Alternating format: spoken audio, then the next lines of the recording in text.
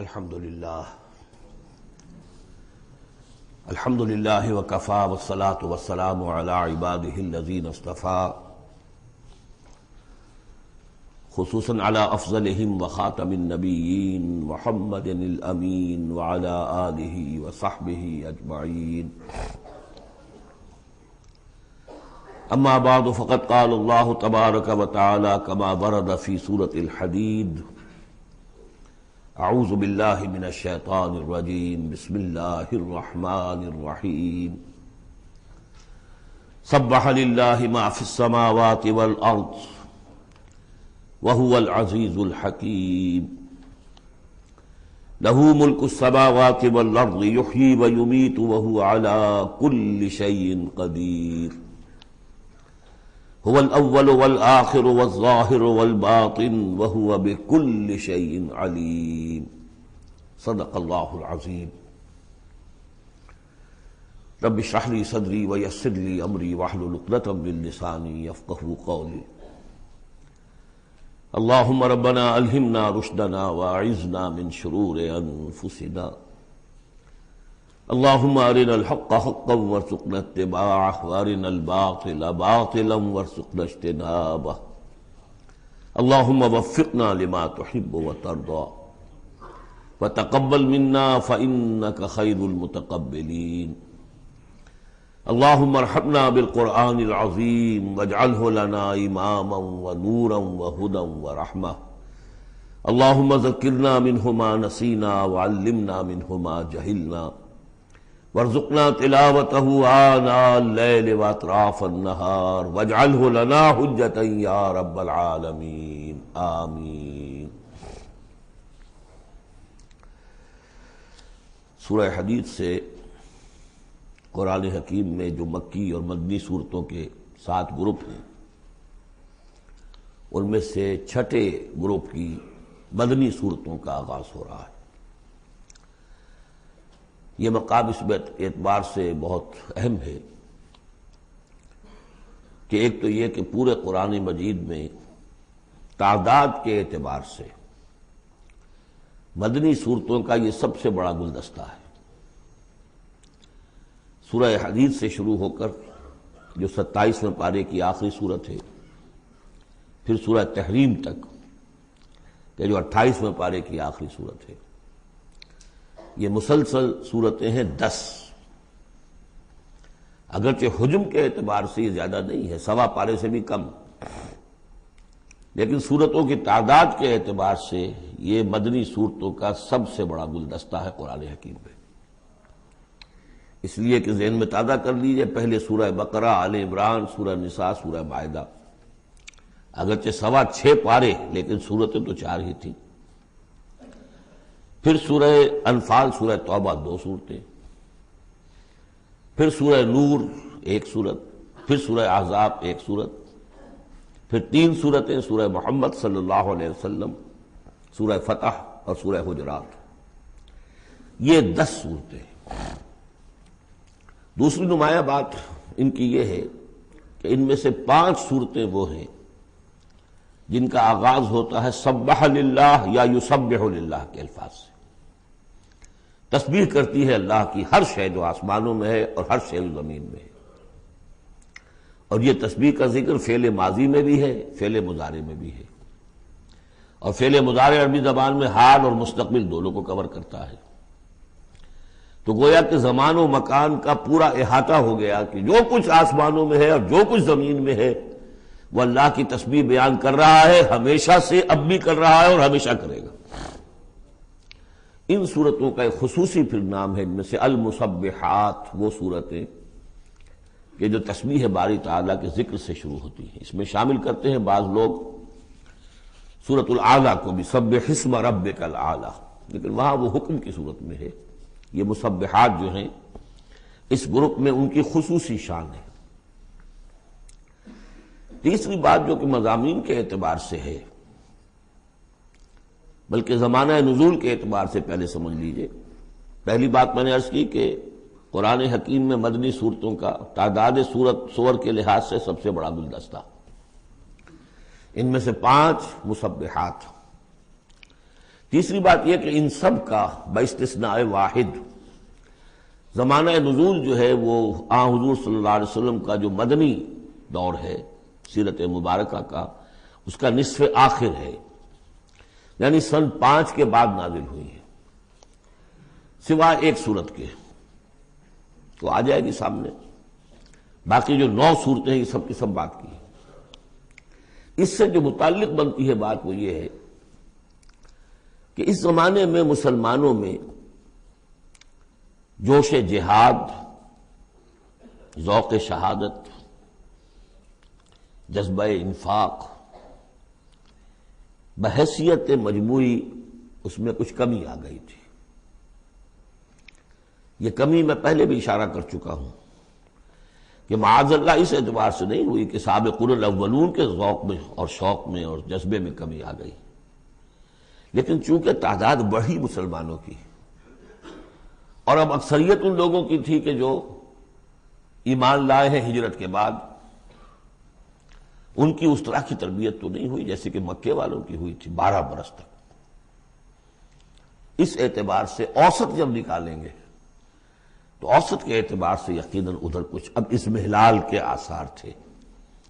یہ آیت سورہ انفال میں بھی آ چکی ہے، الآن فیکم ضعف، اب تمہارے اندر کچھ کمزوری آ گئی ہے۔ پہلے تم ایک مومن 10 کافروں پر بھاری ہو سکتا تھا، اب ہم 1 کے مقابلے میں 2 پر فتح دیں گے۔ یہ بات سورہ انفال میں آ چکی ہے، لیکن یہاں خاص طور پر نوٹ کیجئے کہ ان تمام صورتوں کے پس منظر میں وہ اضمحلال ہے۔ نتیجہ یہ ہے کہ ان تمام صورتوں میں مسلمانوں کو جیسے کہ جھنجھوڑا جا رہا ہے، تمہیں کیا ہو گیا؟ سورہ صف میں آپ دیکھیں گے یا ایھا الذین آمنوا لم تقولون ما لا تفعلون، کیا ہو گیا تمہیں؟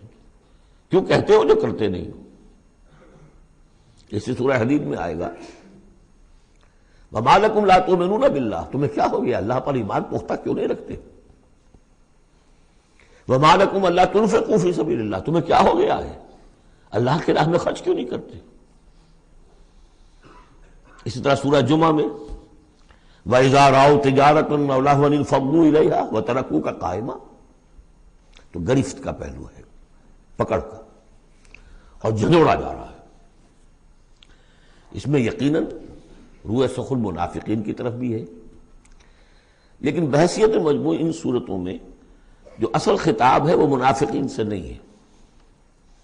منافقین کے موضوع پر ایک مکمل صورت بھی ہے، اور سورہ حدید میں بھی اس مرض کا جو ہے اس کی پیتھولوجی پورے طور سے بیان کی گئی، یہ مرض پیدا کیسے ہوتا ہے۔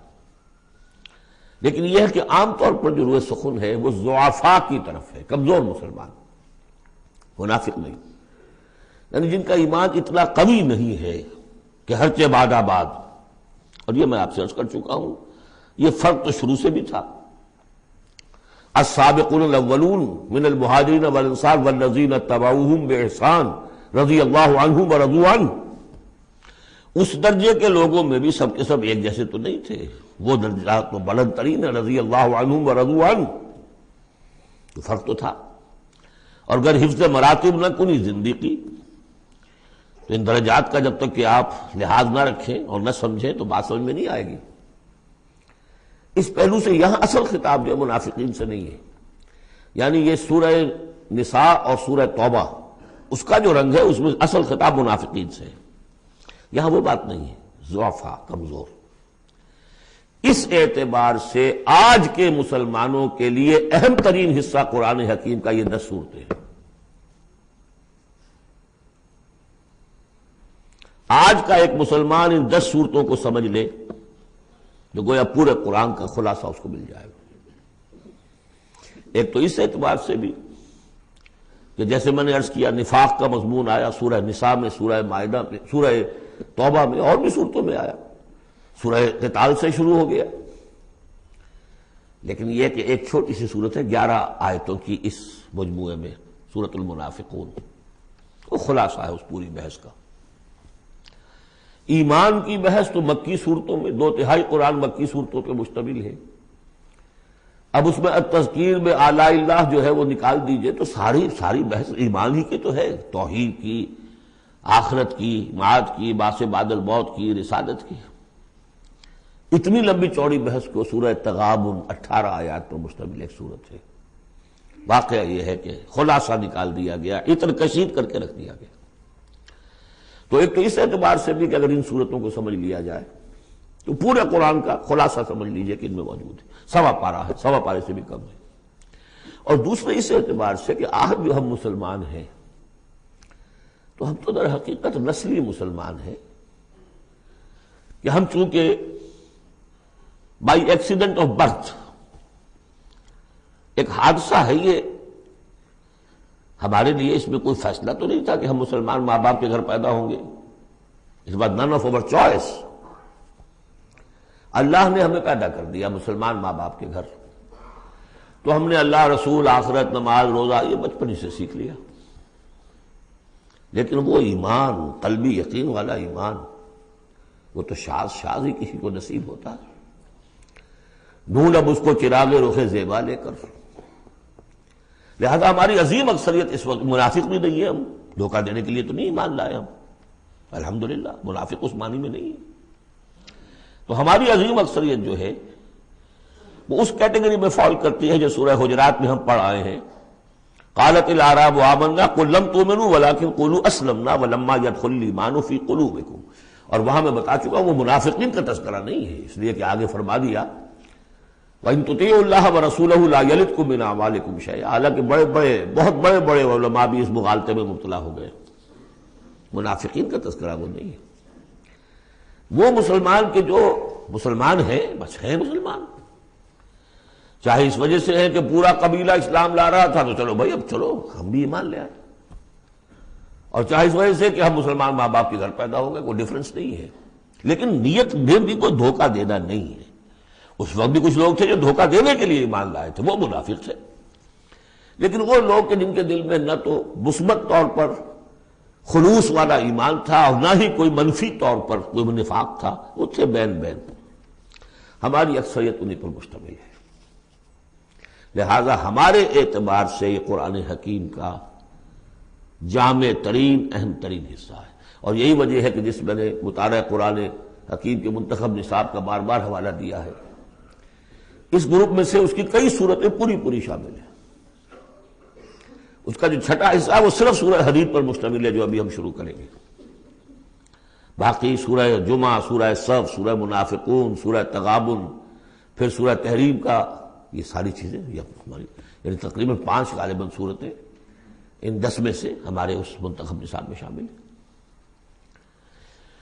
ان مسبحات میں سے بھی سورہ حدید جو ہے اس کو کہیے کہ ام المسبحات، اہم ترین صورت، بلند ترین صورت.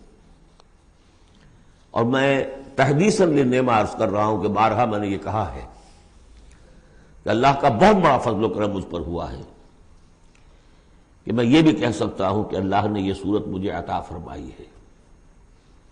اس پر میرا غور و فکر، سوچ بچار 50s سے شروع ہو چکا تھا، آج سے 40 سال سے بھی پہلے. اور اللہ تعالیٰ نے مجھے انشراح دیا اس صورت کے بارے میں، اور اس کے حوالے سے اب اس کے دروس میرے 15 گھنٹے پر بھی ہیں، اس کے بھی کیسٹس ہیں، ان کے بھی ویڈیوز ہیں. ظاہر بات ہے کہ اب مجھے اس وقت 1 گھنٹے میں اس کو مکمل کرنا ہے. اس میں جو مباحث ہیں عظیم، ان میں سے تو ایک چاہتا ہے کہ عظیم لیکچر اس پر ہو. بہرحال آج جتنا کچھ بھی ہو سکے گا ہوگا. باقی اس سے اگر آپ میں شوق پیدا ہو جائے تو ایک تو یہ کہ 6 گھنٹے کے شاید ہیں یا 5 گھنٹے کے کیسٹ بھی ہیں اس کے، اور یہ کہ 15 گھنٹے کے کیسٹ بھی ہیں اور ویڈیوز بھی ہیں غالباً اس کے. بہرحال چلیے بس اس کی تمجید کافی ہے، اس سے زیادہ وقت ہم صرف نہیں کر سکتے. سبح للہ ما فی السماوات والارض، تسبیح کرتی ہے اللہ کی ہر وہ شے جو آسمان میں ہے اور زمین میں ہے. وہو العزیز الحکیم، اور وہ زبردست ہے، کمال حکمت والا. آگے چل کر دیکھیے گا کہ اس میں پھر اضافہ ہوگا، سبح للہ ما فی السماوات وما فی الارض، اور ایمفیسس. پھر آئے گا یسبح للہ ما فی السماوات والارض، پھر آئے گا یسبح للہ ما فی السماوات وما فی الارض. تو یہ مضمون جو ہے ان صورتوں کا بہت اہم ہے. یہ تسبیح سے مراد کیا ہے؟ ایک تسبیح تو وہ ہے کہ جو ہماری سمجھ میں آتی ہے، میں نے پہلے بھی عرض کیا تھا کہ تصویر کوئی ہو تو وہ مصور کے کمال فن یا اناڑی پن کا گویا کہ اپنے زبان سے اظہار کر رہی ہے۔ آپ دیکھتے کہتے ہیں کسی اناڑی کی بنائی ہوئی تصویر ہے، یا آپ کہیں گے صاحب کسی بڑے ماہر فن مصور نے بنایا۔ گویا کہ تصویر اپنے مصور کے کمال فن یا اس کی عدم مہارت پر دلالت کر رہی ہے۔ اگر کمال فن پر کر رہی ہے تو گویا کہ زبان حال سے وہ تصویر اپنے مصور کی تعریف کر رہی ہے۔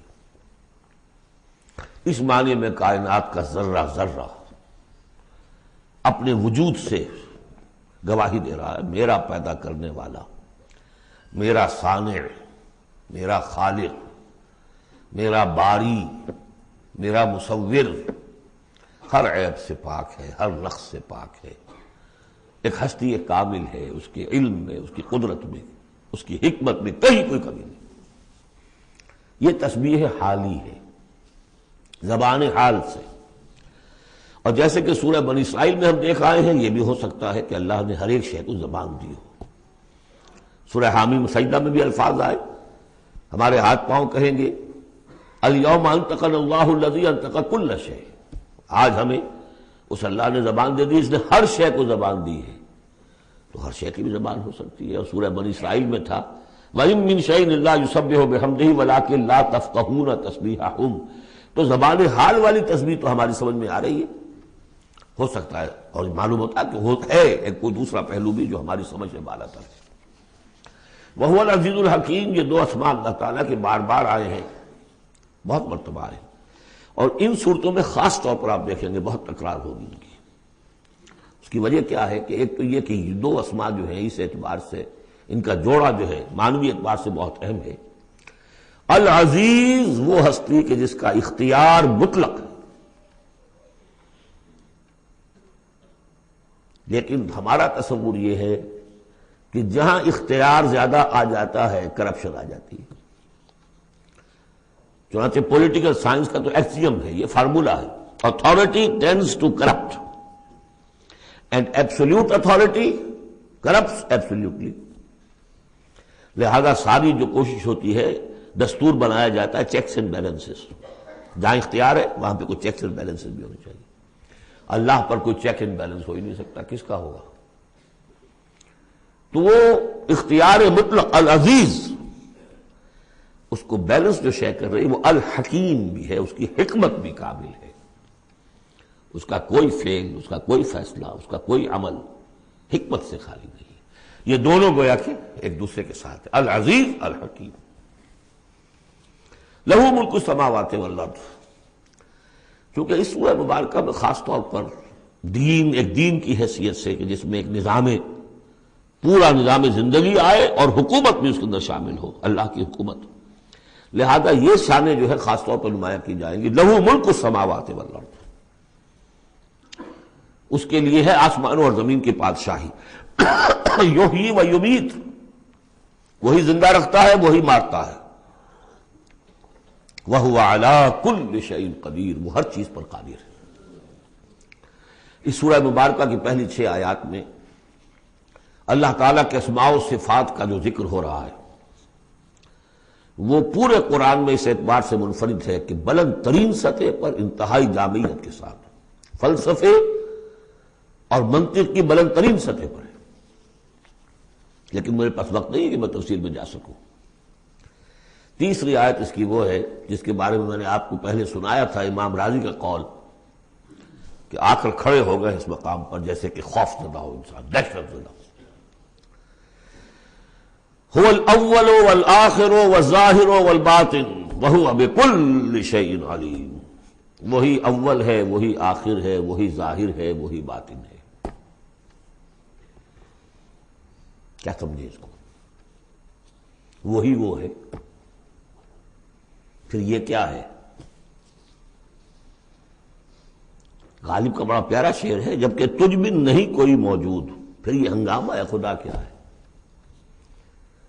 وہی اول، وہی آخر، وہی ظاہر، وہی باطن۔ یہ ہے وہ مقام جس پر کہ آ کر کھڑے ہو گئے امام راضی، اعلم ان ھذا المقام مقام غامض مہیب عمیق، خبردار، ہوشدار کہ رہبر دم تیغست قدم رہا، ہوشیار ہو جاؤ، تلوار کی دھار پر قدم آ گیا ہے تمہارا۔ یہ ہے وہ مسئلہ کہ جس کو ہمارے بعض صوفیہ وحدت الوجود سے تعبیر کرتے ہیں، لیکن یہ فلسفے کا مشکل ترین مسئلہ ہے۔ وحدت وجود کی ایک تعبیر وہ بھی ہے جو کفر ہے، شرک ہے، اموست، جس کے کفر و شرک ہونے میں کسی کو اختلاف نہیں، لیکن یہ کہ یہ عام لوگوں کی سمجھ میں آنے والی بات ہے نہیں۔ میں نے امکانی حد تک سمجھایا ہے اور مجھے اطمینان ہے، اور مجھے اس کی سند حاصل ہوئی تھی پروفیسر یوسف سلیم چشتی صاحب سے۔ ایک مرتبہ انہوں نے میرا اسی صورت کا درس سنا، انہوں نے کہا کہ بھائی مجھے 50 سال ہو گئے اس وحدت وجود کو پڑھتے پڑھاتے سمجھتے سمجھاتے، لیکن تم نے اپنے ایک اس درس قرآن میں جس طرح اس کو واضح کیا میں آج تک نہیں کر سکا۔ یہ الفاظ تھے پروفیسر یوسف سلیم چشتی صاحب کے۔ بہرحال اب اس میں یوں سمجھ دیجئے یہ کائنات حادث ہے، ہم جانتے ہیں کہ حادث ہے، ہمیشہ سے تو نہیں ہے۔ پہلے کون تھا؟ اللہ تھا۔ تو کائنات کا آغاز کہاں سے ہوا؟ اللہ سے۔ پھر ہم پڑھائے ہیں کل من علیہا فان ویبقی وجہ ربک ذو الجلال والاکرام، ایک وقت آئے گا کچھ نہیں رہے گا، وجہ ربک ذو الجلال والاکرام رہ جائے گا۔ تو آخر کون ہوا؟ اللہ۔ اب یہ اول و آخر کے مابین جو ہے اس کا ظاہر بھی وہ ہے، باطن بھی وہ ہے۔ یہ بہت مشکل مسئلہ ہے، لیکن یہ کہ اس کو ایک حدیث نے عام لوگوں کے لیے آسان کر دیا ہے۔ حضور یہ دعا کرتے تھے، اے اللہ انت الاول فلیس قبلک شیء، تو وہ پہلا ہے کہ جس سے پہلے کوئی شے نہیں تھی، وانت الآخر فلیس بعدک شیء، تو وہ آخر ہے کہ تیرے بعد کچھ نہیں، وانت الظاہر فلیس فوقک شیء، تو اس سے اوپر کوئی شے نہیں، وانت الباطن فلیس دونک شیء۔ بہرحال اس کو اسی حد تک اس وقت رکھیے، جن کو زیادہ شوق ہو جائے وہ پھر میرے وہ تفصیلی کیسٹس کی طرف رجوع کریں۔ هو الاول والآخر والظاہر والباطن وهو بكل شيء علیم، وہ ہر چیز کا علم رکھتا ہے۔ اب تو واضح ہو گیا ہے ہی وہ۔ اس سے پہلے ہم پڑھا تھے نحن اقرب الیہ من حبل الورید،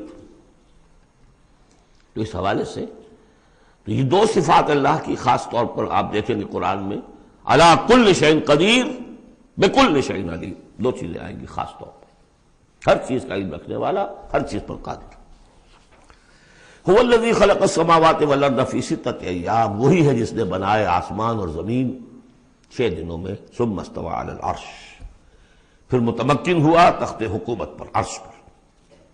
یعلم ما یلج فی الارض، یہ پہلے بھی آیت آ چکی ہے سورہ فاطر میں غالباً یا سورہ سبا میں۔ وہ جانتا ہے جو کچھ کے داخل ہوتا ہے زمین میں، وما یخرج منہا، جو کچھ نکلتا ہے اس سے، وما ینزل من السماء، اور جو کچھ اترتا ہے آسمان سے، وما یعرج فیہا، اور جو چڑھتا ہے اس میں، وہو معکم، ویسے پانی بھی اترتا ہے، بخارات بھی چڑھتے ہیں، فرشتے اترتے ہیں احکام خداوندی لے کر، اور پھر وہ چڑھتے ہیں، یا تو انسانوں کی جانیں لے کر بھی چڑھ رہے ہوتے ہیں، یا یہ کہ جو بھی یہاں پر ہو رہا ہے اس کی رپورٹس لے کر چڑھتے ہیں۔ زمین کے اندر پانی جذب ہوتا ہے، بیج داخل ہوتا ہے، نکلتا ہے پودا، ان تمام چیزوں کا احاطہ کیا۔ وَهُوَ مَعَكُمْ أَيْنَمَا كُنْتُمْ، تم جہاں کہیں بھی ہوتے ہو وہ تمہارے ساتھ ہوتا ہے۔ وَاللَّهُ بِمَا تَعْمَلُونَ بَصِيرٌ، اللہ تعالیٰ جو کچھ تم کر رہے ہو اسے دیکھ رہا ہے، خود چشمدید گواہ ہے۔ پھر دیکھیے لَهُ مُلْكُ السَّمَاوَاتِ وَالْأَرْضِ، توحید کا یہ تقاضا کہ بادشاہی اسی کی ہو، ایک عقیدے کی توحید ہے بس، ٹھیک ہے، بادشاہی اسی کی ہو، لَهُ مُلْكُ السَّمَاوَاتِ، آسمان اور زمین کی بادشاہی اسی کی ہے۔ وَإِلَى اللَّهِ تُرْجَعُ الْأُمُورُ، تمام معاملات اسی کی طرف لوٹا دیے جائیں گے۔ یولج اللیل فی النہار ویولج النہار فی اللیل، وہ پرو لاتا ہے رات کو دن میں اور پرو لاتا ہے دن کو رات میں، یہ مضمون بھی کئی مرتبہ آ چکا ہے۔ وَهُوَ عَلِيمٌ بِذَاتِ الصُّدُورِ، علم کو دیکھیے کتنی مرتبہ دہرایا ہے، بِكُلِّ شَيْءٍ عَلِيمٌ، يَعْلَمُ مَا يَلِجُ فِي الْأَرْضِ وَمَا يَخْرُجُ مِنْهَا وَمَا يَنزِلُ مِنَ السَّمَاءِ وَمَا يَعْرُجُ فِيهَا، اور یہاں ہوا علیم بذات الصدور، سینوں کے اندر جو کچھ ہے اس کو بھی جانتا ہے۔ یہ 6 آیات ہیں، یہ پہلا حصہ ہے سورۃ مبارکہ کا، اور یہ شاندار تمہید بنی۔ آگاہ ہو جاؤ کس کا کلام پڑھ رہے ہو، کس سے ہم کلام ہو، ہوشدار کہ رہ بردب تیغست قدم را۔ اب دیکھیے 2 آیتوں میں اللہ تعالی کے، بلکہ ایک آیت میں جو تقاضا ہے، یہ تو اللہ ہے، ایسا ہے، اسی کی بادشاہی ہے، وہ سب جانتا ہے، وہ ہر چیز پر قدیر ہے، یہ سب کیا ہے؟ نیریٹو ہے، اور یہ ہے توحید فی العقیدہ۔ اس کا تقاضا کیا ہے؟ آمنوا باللہ ورسولہ وانفقوا مما جعلکم مستخلفین فیہ فالذین آمنوا منکم وانفقوا لہم اجر کبیر۔ 2 لفظوں میں تقاضا آیا، ایمان لاؤ اللہ پر اور اس کے رسول پر، اور خرچ کر دو ان سب میں سے جس میں اس نے تمہیں خلافت عطا کی ہے۔ سب سے پہلی خلافت تمہیں عطا کی اس جسم میں، اسے اللہ کے لیے لگاؤ۔ ذہانت، فطانت، طلاقت لسانی، جو دیا ہے، پیسہ دیا ہے، مال دیا، اولاد دی ہے، سب کو اللہ کی راہ میں لگاؤ۔ یہ نفق کا لفظ پیسے کے خرچ کے لیے بھی آتا ہے، جان کے خرچ کے لیے بھی آتا ہے۔ نفقت الدراہم، پیسے ختم ہو گئے۔ نفق الفرس، گھوڑا مر گیا، تو نفق کا لفظ دونوں کے لیے آتا ہے۔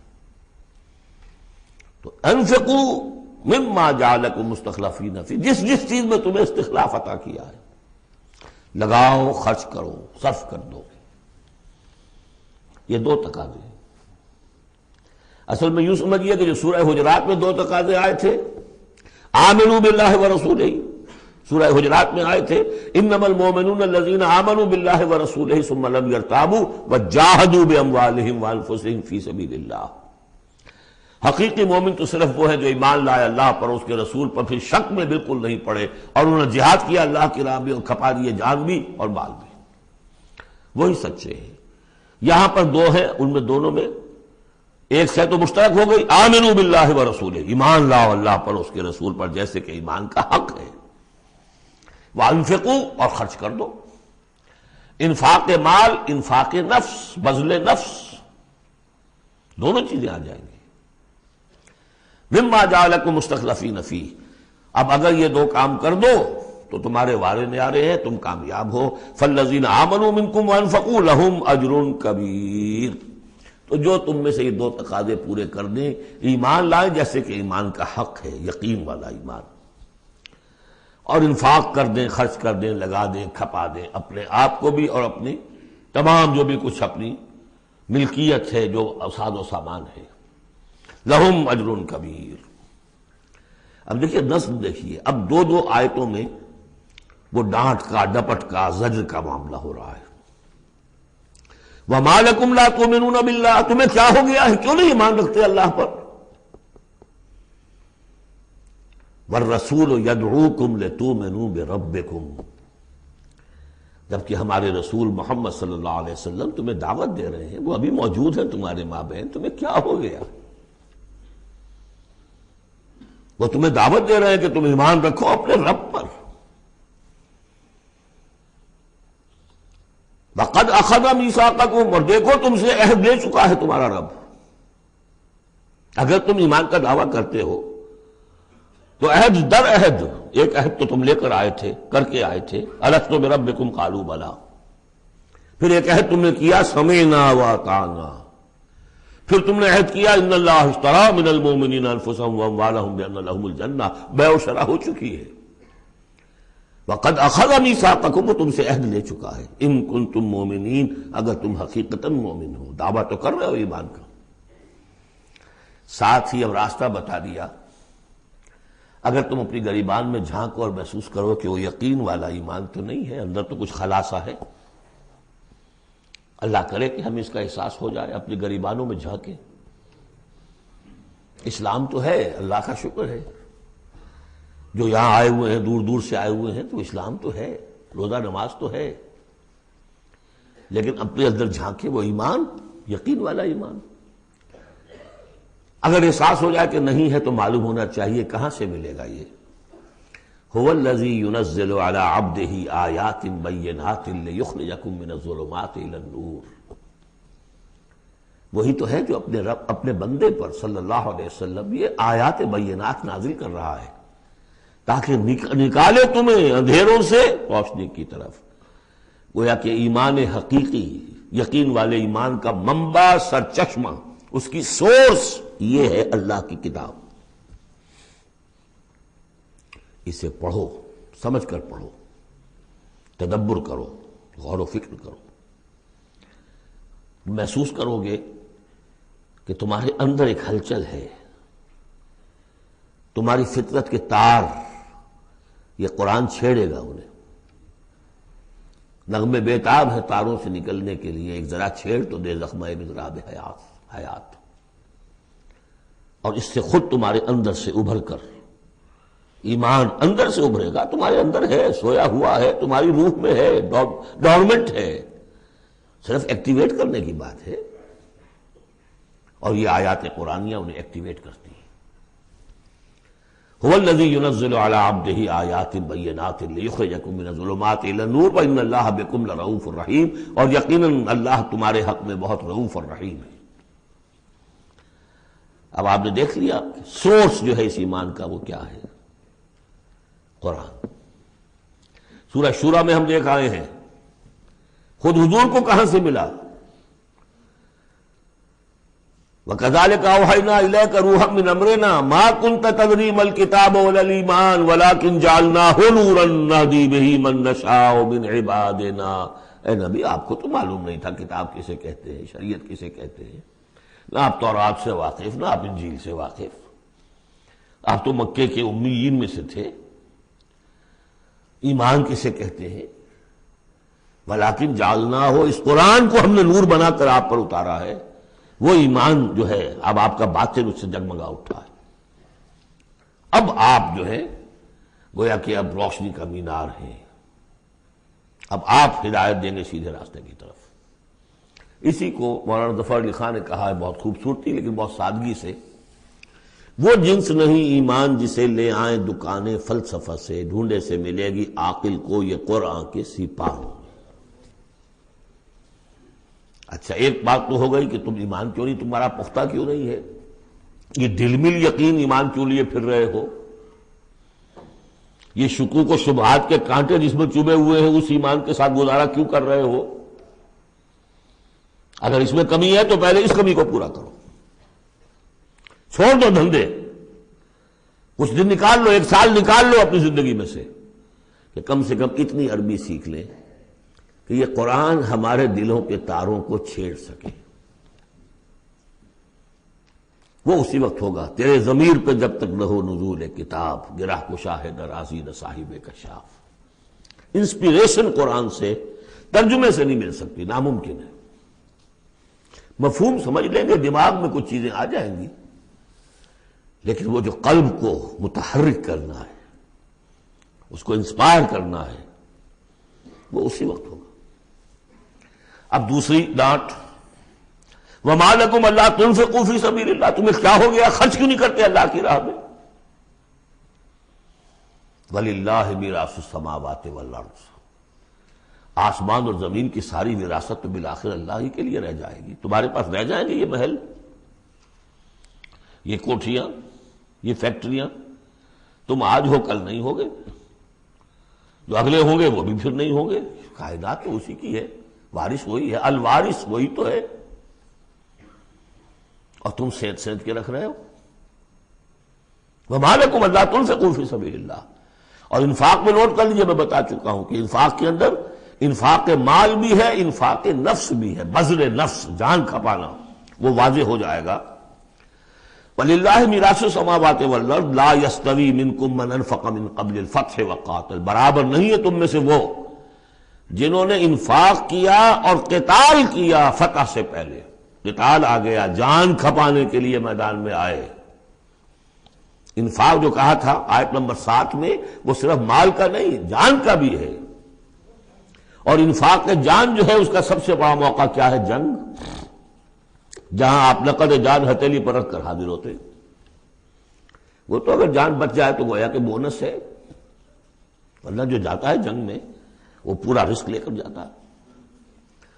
اب یہاں بات یہ بتائی گئی کہ جو فتح سے پہلے ایمان لائے تھے جبکہ اسلام کمزور تھا، اور انہوں نے قتال کیا اس وقت جبکہ مسلمانوں کی طاقت بہت کم تھی، ان کا درجہ اولئک اعظم درجۃ من الذین آمنوا من الذین انفقوا من بعد وقاتلوا، ان کا بہت اونچا درجہ ہے، بہت عظیم درجہ ہے ان لوگوں کے مقابلے میں کہ جنہوں نے انفاق کیا اور قتال کیا فتح کے بعد. وَكُلًّا وَعَدَ اللَّهُ الْحُسْنَى. اب فتح کے بعد سے صاف ظاہر ہو رہا ہے کہ یہ صورت کم سے کم سن 6 کے بعد نازل ہوئی ہے، اس لیے کہ فتح تو پہلی جو ہے وہ سن 6 میں صلح حدیبیہ کی شکل میں حاصل ہوئی ہے، اِنَّا فَتَحْنَا لَكَ فَتحًا مُبِينًا. اور پھر جو ظاہری فتح تھی وہ تو فتح مکہ ہے، وہ سن 8 میں ہے. یہاں فرمایا جا رہا ہے جن لوگوں نے قتال کیا اور انفاق کیا فتح سے پہلے ان کا درجہ بہت بلند ہے ان سے جنہوں نے انفاق کیا اور قتال کیا بعد میں. اگرچہ کُلًّا وَعَدَ اللَّهُ الْحُسْنَى، سب سے اللہ کا وعدہ ہے بہت اچھا. وَاللَّهُ بِمَا تَعْمَلُونَ خَبِيرٌ، اور جو کچھ تم کر رہے ہو اللہ اس سے باخبر ہے. اب آئی پکار، اس کو اب کھلے دل سے بیدار دل سے سنیے. میرا خالق آپ کا خالق، میرا مالک آپ کا مالک، اس کائنات کا مالک. من ذا الذی یقرض اللہ قرضا حسنا، کون ہے وہ جو اللہ کو قرض حسنا دے؟ ہے ہمت دینے کی؟ من ذا الذی یقرض اللہ قرضا حسنا فیضاعفہ لہ، اللہ اس کے لیے اسے دگنا بھی کرتا رہے گا. وَلَهُ أَجْرٌ عَظِيمٌ، اور ان کے لیے بہت بڑا اجر بھی ہوگا. لگاؤ اپنی مال اللہ کے راہ میں، لگاؤ اور کھپاؤ، اپنی جانیں اللہ کی راہ میں لگاؤ اور کھپاؤ. اور جان لیجیے کہ جان کا کھپنا اور مال کا کھپنا ایک یہ کہ شہادت یا موت سے پہلے تو برابر چیز ہے. آپ اپنی جان کی قوت، صلاحیت، ذہانت، فطانت یہ خرچ کرتے ہیں تو مال کماتے ہیں نا. اور مال آپ کے پاس ہو تو آپ جس کو چاہے امپلائے کر لیں. ذہانت، صلاحیت، فطانت سب آپ خرید سکتے ہیں پیسے سے. تو اگر کسی نے وقت لگایا ہے تو مال لگایا ہے. ٹائم از منی. اپنی جان کما رہا ہے تو وہ مال لگا رہا ہے، اس لیے کہ اسی جان کو کما کر وہ مال کما سکتا تھا. اس لیے انفاق جان، انفاق ہے مال، یہ ایک شے. یوم تری المؤمنین، اب جو نقشہ کھینچا جا رہا ہے یہ ہے وہ نقشہ جس کو ہمارے ہاں کہا جاتا ہے پل صراط. کوئی ایسا مرحلہ آنا ہے جہاں کفار کا تو معاملہ علیحدہ ہو چکا، کوئی بڑی چھلنی لگی تھی، کفار تو نکل چکے، اب جو دنیا میں مسلمان سمجھے جاتے تھے وہ آگے آئے ہیں. آپ کو معلوم ہے جہاں کرشرز لگے ہوتے ہیں، پتھروں کو توڑ کے بجری بناتے ہیں، تو اس میں مختلف سوراخوں کی وہ چھلنیاں لگی ہوتی ہیں. پہلے 1 انچ سے زیادہ کا پتھر جو ہے وہ علیحدہ ہو جائے گا، پھر ½ انچ والا علیحدہ ہو جائے گا، پھر چوتھائی انچ والا علیحدہ ہو جائے گا، وغیرہ وغیرہ. تو وہاں پر بھی کوئی مستقل کوئی چھلنیاں، ایک چھلنی لگ چکی، کافر تو گئے، اب رہ گئے مسلمان. ان میں ذرا چھانٹی کرنی ہے کہ ان میں صاحب ایمان کون ہے اور منافق کون ہے. اس کے لیے پل صراط کوئی جگہ ہے جہاں سے گزرنا ہوگا. گھپ اندھیرا ہوگا اور اس کے نیچے ہوگی جہنم. گھپ اندھیرا. اور جن کے پاس ایمان تھا دنیا میں انہیں روشنی مل جائے گی، یہاں ان کے قلب سے روشنی نکل رہی ہوگی. اعمال صالحہ کیے تھے داہنے ہاتھ سے تو یہاں پہ ان کا نور ہوگا، وہ اپنی اس روشنی میں راستہ پار کر کے جنت میں پہنچ جائے گی. اور جن کے پاس یہ روشنی نہیں تھی، چاہے وہ مسلمانوں میں شریک تھے، چاہے مسلمانوں کے قائد ہوں، بہت بڑے قائد ہوں، لیکن اگر وہ نور ایمان سے محروم تھے اور اعمال صالحہ کی کوئی پونجی نہیں تھی، انہیں روشنی نہیں ملے گی. وہ ٹھوکریں کھاتے ہوئے گریں گے اور جہنم میں جائیں گے. یہ ہے نقشہ. یہ نقشہ یہاں پر تفصیل سے کھینچا گیا ہے. پھر دوبارہ آخری جو سورت ہے سورہ تحریم، اس میں پھر اس کا تذکرہ آئے گا. یوم تری المؤمنین والمؤمنات یسعی نورہم بین ایدیہم وبایمانہم، جس دن کہ تم دیکھو گے مومن مردوں اور مومن عورتوں کو کہ ان کا نور دوڑتا ہوا ہوگا ان کے سامنے اور داہنی طرف، سامنے نور ایمان اور داہنی طرف نور اعمال صالحہ۔ بشراکم الیوم جنات تجری من تحتہا الانہار خالدین فیہا، ان سے کہا جائے گا آج تمہارے لیے بشارت ہے ان جنتوں کی جن کے نیچے نہریں بہہ رہی ہیں اور تم رہو گے اس میں ہمیشہ ہمیشہ، ذالک هو الفوز العظیم، یقیناً یہی بہت بڑی کامیابی ہے۔ یوم یقول المنافقون والمنافقات، جس دن کے کہیں گے منافق مرد اور منافق عورتیں، للذین آمنوا، ان اہل ایمان سے، انظرونا، ذرا ٹھہرو، ہمارا انتظار کرو، نقتبس من نورکم، تمہاری روشنی سے ہم بھی فائدہ اٹھا لیں۔ ہمارے پاس تو کوئی نور ہے نہیں، دیکھیے انتہائی دھوپ اندھیرا ہو، کہیں جنگل میں سے گزرنا ہو اور پگڈنڈی ہو، اس پر آپ چل رہے ہو، جس کے پاس ٹارچ ہے وہ تو گویا کہ بادشاہ ہے اس وقت، اور وہ تیز تیز قدم اٹھا رہا ہے، پیچھے والا کہتے کہ بھائی ٹھہرو بھیا، تمہارے پاس تو ٹارچ ہے، ہمیں بھی ساتھ لے کے چلو، وہی نقشہ ہے۔ انظرونا، ہمیں مہلت دو، انتظار کرو ہمارا، ذرا ٹھہرو، کہاں بڑھے چلے جا رہے ہو؟ اقتبس من نورکم، یہی وہ لفظ اقتباس، قبس کہتے ہیں چنگاری کو، کسی چولہے میں سے چنگاری لا کر اپنے چولہے میں آگ جلا لینا، ہم تمہارے اس نور سے فائدہ اٹھا لیں۔ قیل ارجعوا وراءکم فالتمسوا نورا، کہا جائے گا لوٹ جاؤ پیچھے کی طرف اور تلاش کرو نور۔ یہ نور یہاں نہیں ملا، دنیا سے کما کر لایا گیا ہے۔ یہاں قیلا کہا گیا، قالو نہیں کہا گیا۔ اہل ایمان کی شرافت اور مروت سے یہ بعید ہے کہ وہ یہ جواب دے، کوئی کہنے والا ہوگا اللہ کا فرشتہ، قیلا کہا جائے گا، قیل ارجعوا وراءکم، لوٹ جاؤ پیچھے کی طرف، فالتمسوا نورا، اگر ہو سکتا ہے جاؤ دوبارہ دنیا کے اندر، وہاں جا کر ایمان اور عمل صالح کی کمائی کر کے لاؤ تو یہ نور ہوگا۔ فضرب بینہم بسور لہ باب، اور اتنے عرصے میں ان کے درمیان ایک فصیل حائل کر دی جائے گی جس میں ایک دروازہ ہوگا، باطنہ فیہ الرحمہ، اس فصیل کے اندر کی طرف رحمت ہوگی، وظاہرہ من قبلہ العذاب، اور اس کے باہر کی طرف عذاب الہی کا نزول شروع ہو جائے گا۔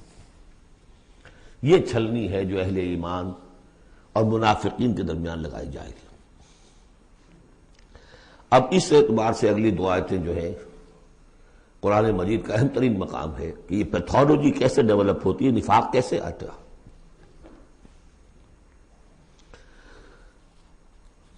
ینادونہم الم نکن معکم، وہ منافق کہیں گے اے مسلمانوں کیا ہم تمہارے ساتھ نہ تھے؟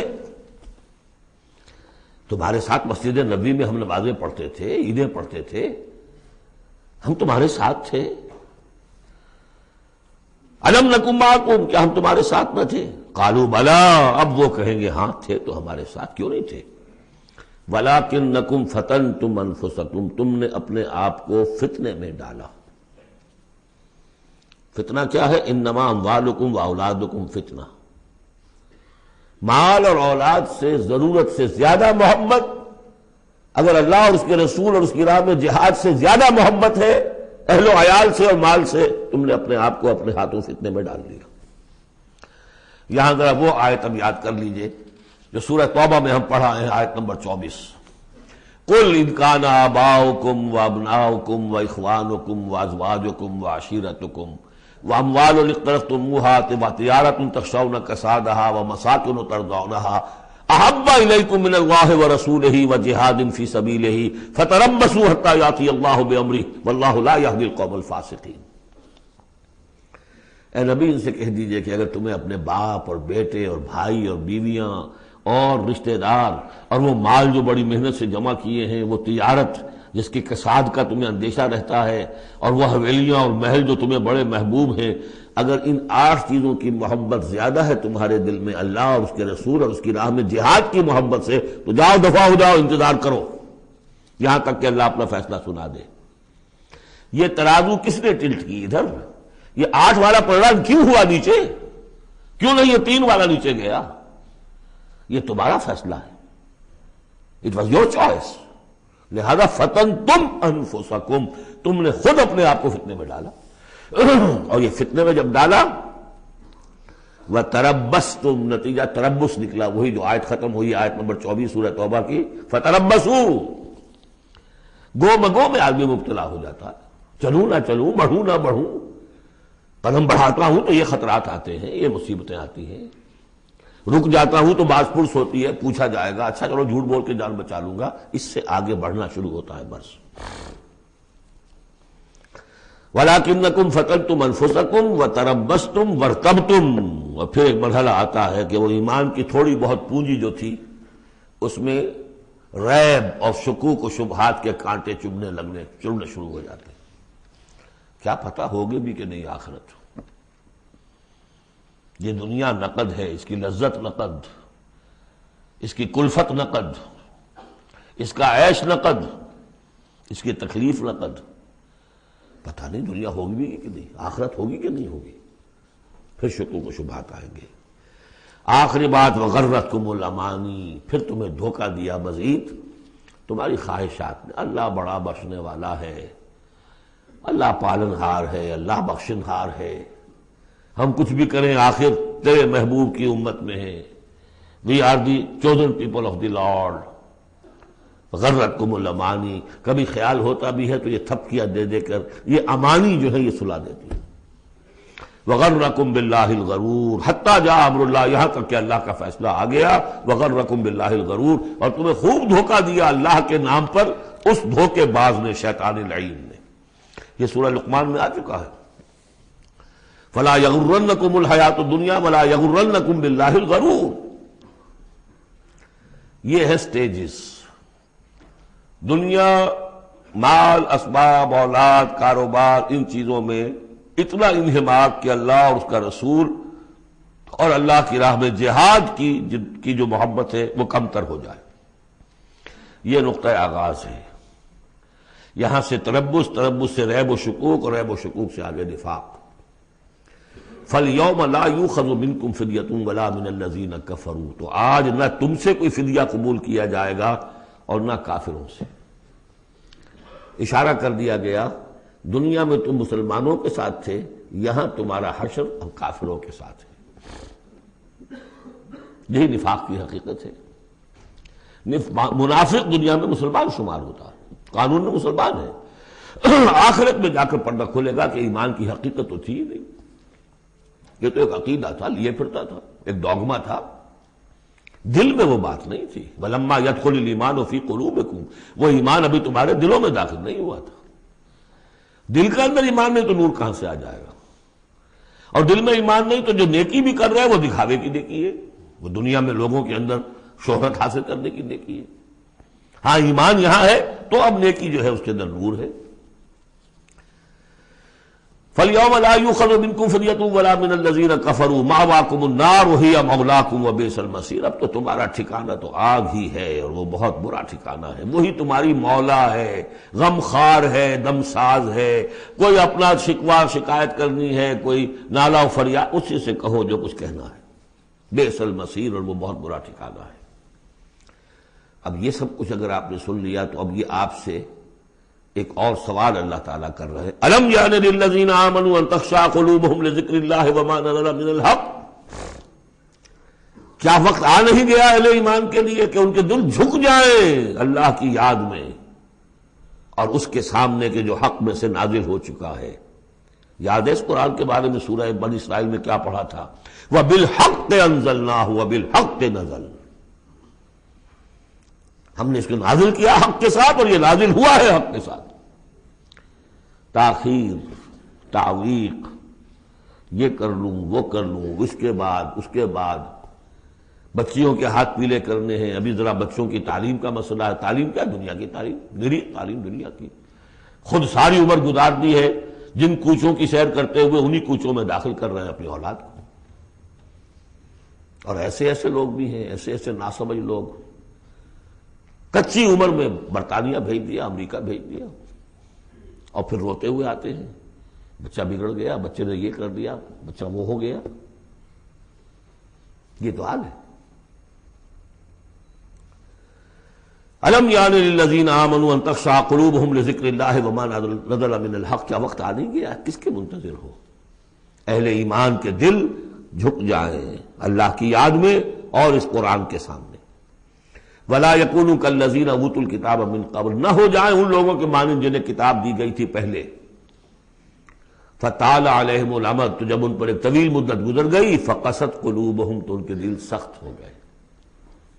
یاد ہے سورہ بقرہ کی آیت، ثُمَّ قَسَتْ قُلُوبُكُمْ فَهِيَ كَالْحِجَارَةِ أَوْ أَشَدُّ قَسْوَةً، پھر پتھروں کی طرح سخت، اس سے بھی زیادہ سخت. وَكَثِيرٌ مِّنْهُمْ فَاسِقُونَ، اور ان کی اکثریت فاسقوں پر، فاجروں پر مشتمل ہے. دیکھ لو ایک راستہ وہ ہے. اب بھی نہ مڑو گے، اب بھی نہ توبہ کرو گے، اب بھی نہ باز آؤ گے، تو پھر دیکھ لو نشان عبرت کے طور پر وہ موجود ہے قوم. ثم قست قلوبکم فہی کالحجارۃ او اشد قسوہ. اعلموا، اب ساتھ ہی جہاں یہ ذرا ڈانٹ ڈپٹ کا انداز ہے، ہمت افزائی بھی، گھبراؤ نہیں. اگر تم یہ محسوس کرتے ہو کہ دل کی زمین، دل کی کھیتی ایمان کے اعتبار سے بنجر ہے، کچھ نہیں اس میں، تب بھی گھبراؤ نہیں، مایوس نہ ہو. اعلموا ان اللہ یحیی الارض بعد موتہا، جان لو اللہ کہا زندہ کر دیتا ہے زمین کو اس کے مرنے کے بعد. زمین دیکھتے ہو بے آب و گیا بڑی ہوتی ہے، بنجر، بارش برستی ہے تو وہ زندہ ہو جاتی ہے. اللہ تمہارے دلوں کی کھیتی کو بھی اثر نو، ایمان کی فصل بخش سکتا ہے. مایوس نہ ہو. اعلموا ان اللہ یحیی الارض بعد موتہا قد بینا لکم الآیات لعلکم تعقلون، ہم نے تو تمہارے لیے اپنی آیات خوب واضح کر دی ہیں تاکہ تم عقل سے کام لو. یعنی ہمت نہ ہارو، کوشش کرو. کھیتیاں دوبارہ اس کے اندر فصل آ جایا کرتی ہے، بارش برستی ہے، ہاں لیکن کھیتی کے اندر کچھ ہل چلانا پڑتا ہے، بیج ڈالنا پڑتا ہے، مشقت کرنی پڑتی ہے. تو یہاں بھی تمہیں ایک ہل چلانا ہوگا، اور وہ ہل چلانا کیا ہے؟ یہ مال کی محبت ہے کہ جو اس زمین کے اندر جس نے کہ بنجر بنا دیا ہے، اس کو ہل چلاؤ، مال کی محبت نکالو. ان المصدقین والمصدقات واقرضوا اللہ قرضا حسنا یضاعف لهم ولهم اجر کبیر. یقیناً صدقہ دینے والے مرد اور صدقہ دینے والی عورتیں اور جو اللہ کو قرض حسنہ دیں، یہ میں بتا چکا ہوں سورہ بقرہ میں جب ہم پڑھ رہے تھے 2 رکوع، کہ اللہ کے لیے، دین کے لیے، اللہ کی رضاجوئی کے لیے خرچ کرنے کی 2 مدیں ہیں. ایک انسانوں میں سے غرباء، مساکین، یتیموں، بیواؤں، بیماروں، مسافروں اور مقروضوں کے لیے خرچ کرنا، وہ صدقہ ہے. اس لیے زکوٰۃ کو بھی کہا صدقات، انما الصدقات للفقراء والمساکین. ایک اللہ کے دین کے لیے، اس کی دین کی نشر و اشاعت ہے، اس کے پیغام کو پھیلانا ہے، اس کی تعلیم ہے، پھر اس دین کو غالب کرنے کی جد و جہد ہے. اس کے لیے ساز و سامان چاہیے، اس کے لیے وسائل چاہیے. تو ایک ہے صدقہ، ایک ہے اللہ کے ذمہ قرض حسنہ. کیوں؟ اس لیے کہ اللہ کے دین کو غالب کرنا ہے، لہذا اس کی جد و جہد میں جو مال خرچ ہو رہا ہے اللہ اسے اپنے ذمہ قرض حسنہ کہتا ہے. یہ حل چلانا پڑے گا. مال کی محبت اس سے نکلے گی. صدقہ دو گے، اللہ کو قرض حسنہ دو گے، تو یہ جو اس نے بریک لگی ہوئی ہے، جیسے گاڑی کو بریک لگی ہوئی ہے اور آپ جو ہے ایکسلریٹر کو دبا رہے ہیں تو وہ تو لاکنگ کرے گی، وہیں کی وہیں کھڑی رہ جائے گی، چلے گی تو نہیں. کیسے چلے؟ بریک لگی ہوئی ہے. اس بریک کو کھولو پہلے، اور وہ بریک کیا ہے؟ مال کی محبت. اس کا علاج کیا ہے؟ انفاق. ان المصدقین والمصدقات واقرضوا اللہ قرضا حسنا یضاعف لهم ولهم اجر کریم والذین آمنوا باللہ ورسلہ اولئک هم الصدیقون والشہداء عند ربہم. اب آخری مرتبہ یہ صدیقیت اور شہادت کا بھی مضمون ہمارے ہاں پھر آ گیا. اگر یہ بریک کھل گیا، اب گاڑی کو چلاؤ، گاڑی چلے گی. لیکن اب مختلف طبائع کی مناسبت سے اگر تو تمہارا مزاج صدیقین والا ہے، صدیقیت کے مرتبے کو پہنچ جاؤ گے. اگر مزاج شہادت والا ہے، شہداء کے مقام کو حاصل کر لو گے. اولئک مع الذین انعم اللہ علیہم من النبیین والصدیقین والشہداء والصالحین. بریک لگی بھی ہے تو کچھ نہیں ہوگا. مال کی بریک کھولو، گاڑی چلاؤ، جو یہ کر لیں گے والذین آمنوا باللہ ورسولہ، اب ایمان اور اللہ پر اور اس کے رسول پر ایمان کا اب یہ ایکسیلریٹر دباؤ گے تو نتیجہ کیا نکلے گا؟ اولئک ھم الصدیقون والشہداء عند ربہم، انہی میں سے صدیق ہوں گے، انہی میں سے شہداء ہوں گے ان کے رب کے پاس. لہم اجرہم ونورہم، ان کے لیے ہوں گے ان کا اجر اور ان کا نور. اجر بھی ملے گا، نور بھی ملے گا. نور وہ جو آخرت میں ملنا ہے، میدان حشر میں ملنا ہے، پل صراط پر گزرنے کے لیے ملنا ہے.